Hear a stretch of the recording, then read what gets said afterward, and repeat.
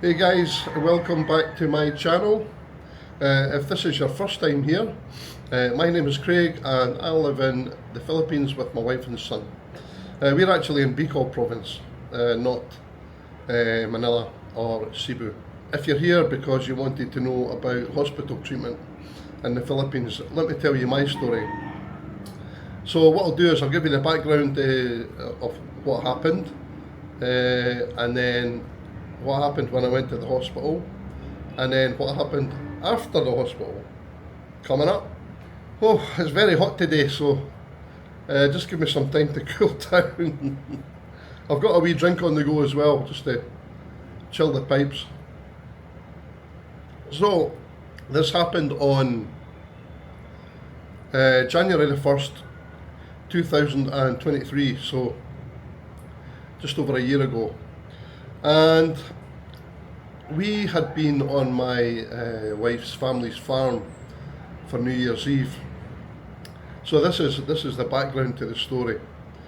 And we had been drinking. I'm not proud to admit that we drank a lot. And usually I'm okay drinking a lot, but this particular night we were drinking Emperador, we were drinking Ginebra, we were drinking Red Horse, I was drinking wine, whiskey, everything. And we started probably around 7 p.m. and I think we finished at 3:30. So yeah, a bit of a session. So anyway, we went to our bed and I got up in the morning, had some breakfast, and I was feeling fine, but you know, a wee bit woolly, but eventually I managed to blow the cobwebs off. So I had some coffee and I made sure that I rehydrated myself. I always do that. I drink a lot of water, a lot of tea, basically just get the fluids in. So I think we left the farm to come back to our house. I'm trying to remember now, it might have been around, let's say, 2 in the afternoon. And we got back and I said to the wife, I said, you know, I don't remember having a pee today. Now, that's quite unusual for anyone, but it's unusual for me. So she says, just keep drinking. So I kept drinking tea, water. And then I think it was around 4 o'clock, I started to get like pains in my kidneys. Now, historically I've had kidney problems, so I was well aware of the pain. If you've never had kidney stones, it's one of the most painful things, and you know there's not much you can do about it. So here I am, January the 1st, and the pain's getting worse and worse and worse, and I still can't pee. I feel like I want to pee. Every time I go to the bathroom, I'm thinking, okay, this is it, nothing. Now I'm panicking because the pain's getting unbearable. I said to her, look, I think it was about 5 or 6 in the evening.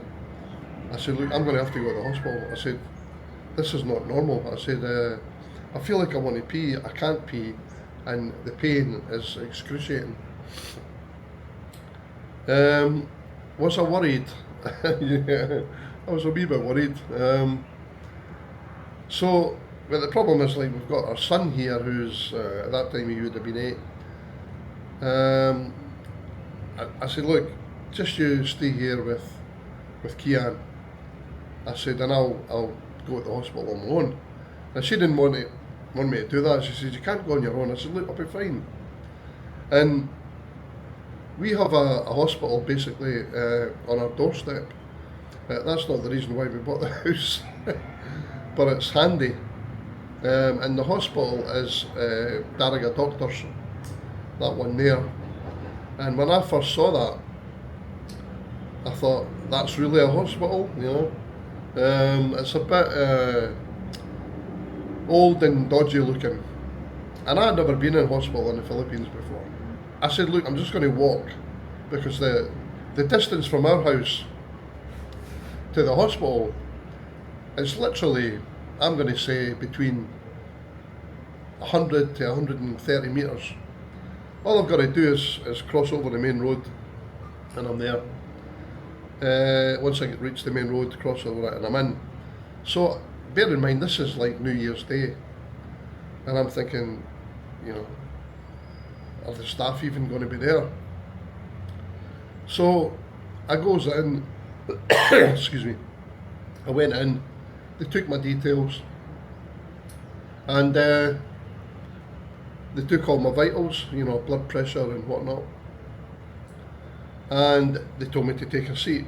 So I told them, look, I'm in real pain here, I need to get some painkillers and see a doctor. So they told me just to take a seat for a while. So I sat for about 10 minutes, it wasn't too long. And someone came over and says, follow me, sir. So I went into this other room where they had some beds. She told me to lie up on the bed and a doctor will be with me soon. So I did that. Excuse me a second. And within about 10 minutes, a doctor appeared. Now, all the people that all the staff, including the doctor, that I've met during this time, they're like straight out of school, you know. I remember thinking to myself, is this like a backup team or what? They're all very, very, very young, which doesn't really instill confidence in the hospital, but you know, that's just me, maybe because I'm getting old. So the first thing I said to the doctor was, look, can you give me some painkillers? He said, no problem. So he put a needle in and he got the nurse to pump something in, I don't know what it was.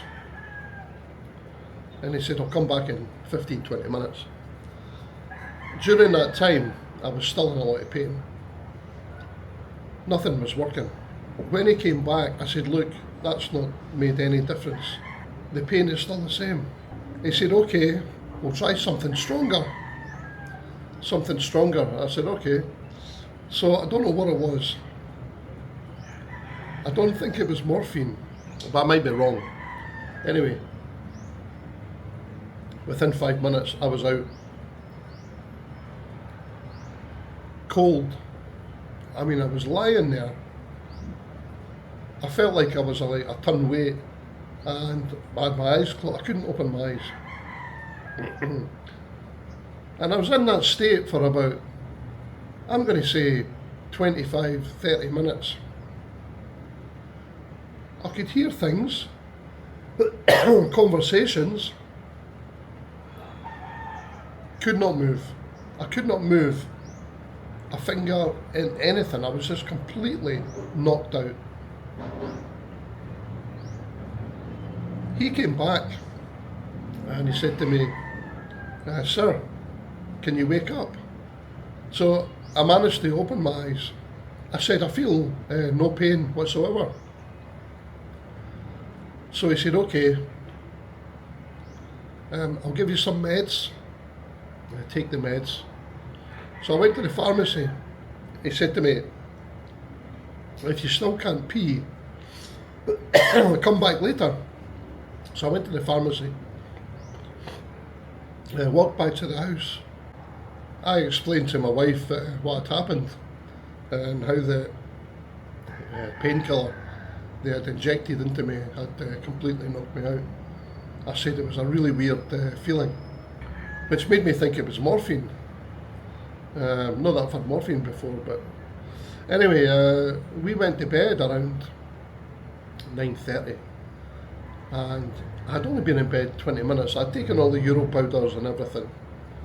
I remember saying to my wife, I think I need to pee, which, you know, was a joyous moment. Lo and behold, out it comes. I was almost doing an Irish jig. My wife's, she said she felt like jumping up and down on the bed. She was over the moon because she was worried sick. So I gets back in the bed. 20 minutes later, I've got to go again. So I'm up again, back to bed. 20 minutes later, rinse and repeat. This went on till about 3:30 in the morning.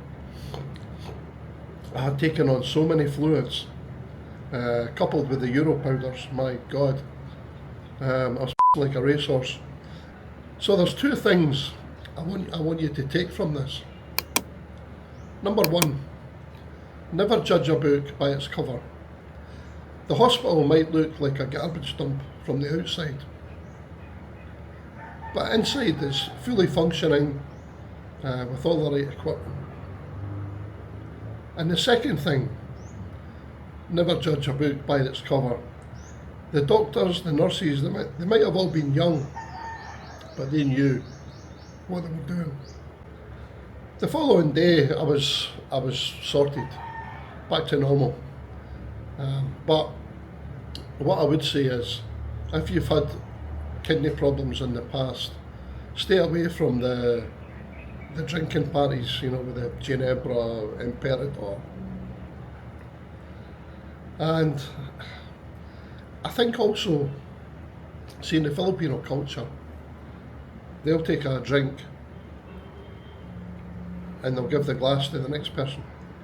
Then they'll take a drink of water or orange juice. In our culture, we don't do that. We just drink. Then we'll have another drink.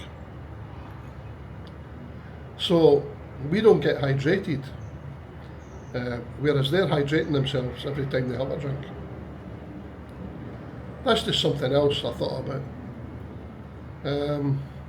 But if you've had kidney problems, just stay away from the cheap liquor.